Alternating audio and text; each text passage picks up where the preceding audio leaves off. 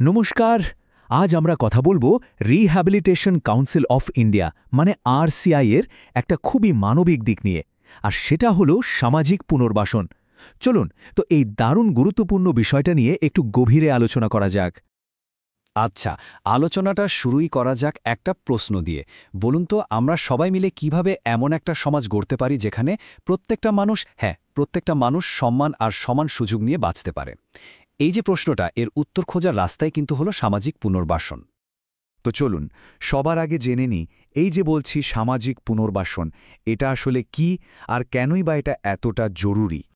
দেখুন, খুব সহজ করে বললে সামাজিক পুনর্বাসন হলো একটা প্রসেস। এই প্রসেসের মাধ্যমে প্রতিবন্ধী ব্যক্তিদের আবার সমাজের মূল স্রোতে ফিরিয়ে আনার চেষ্টা করা হয়। আর এর জন্য কি করা হয়? কাউন্সেলিং করা হয়, পরিবারকে এর সাথে যুক্ত করা হয়, আর বিভিন্ন কমিউনিটি বেসড প্রোগ্রাম চালানো হয়। আর সবকিছুর মূল লক্ষ্য একটাই: অন্তর্ভুক্তি, স্বাধীনতা আর মর্যাদা, এই তিনটি জিনিস নিশ্চিত করা। এখন কথা হলো, এই কাজের উদ্দেশ্যটা কি? এর লক্ষ্যগুলো কিন্তু বেশ গভীর।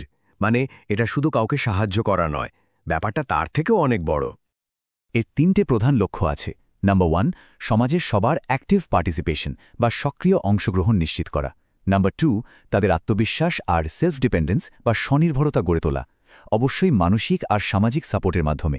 আর 3 নম্বর হল পরিবার আর কমিউনিটিকে সাথে নিয়ে এমন একটা মজবুত সাপোর্ট সিস্টেম তৈরি করা, যেটা কিন্তু একজনের পুরোপুরি সুস্থ হয়ে ওঠার জন্য ভীষণ দরকারি।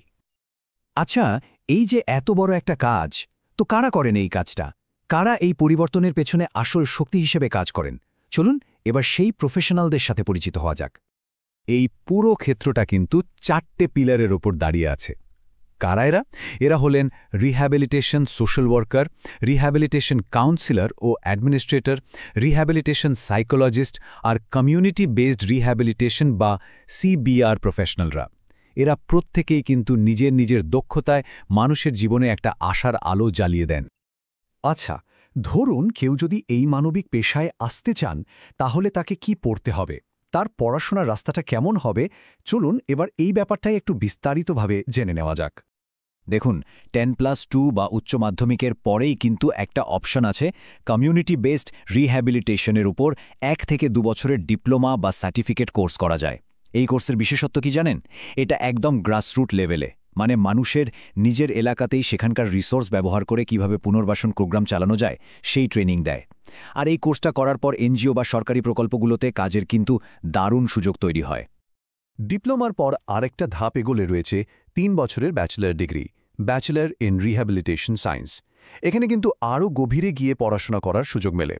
যেমন ধরুন rehabilitation planning, social inclusion, policy, এই সব বিষয়গুলোর ওপর জোর দেওয়া হয়।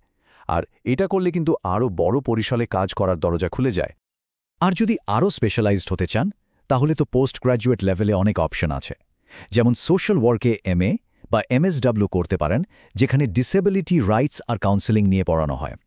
তাছাড়াও রিহ্যাবিলিটেশন কাউন্সেলিংয়ে পিজি ডিপ্লোমা বা রিহ্যাবিলিটেশন সাইকোলজিতে এমফিল করারও সুযোগ আছে।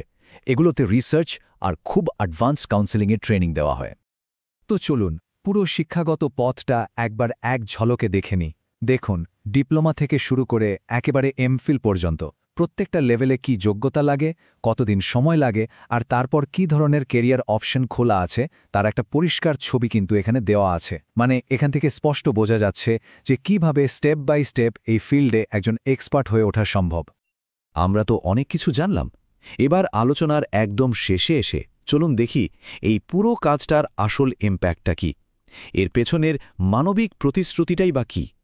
আসলে সবচেয়ে বড় কথাটা হলো, সামাজিক পুনর্বাসন শুধু একটা সাপোর্ট বা সার্ভিস নয়, এটা একটা প্রতিশ্রুতি।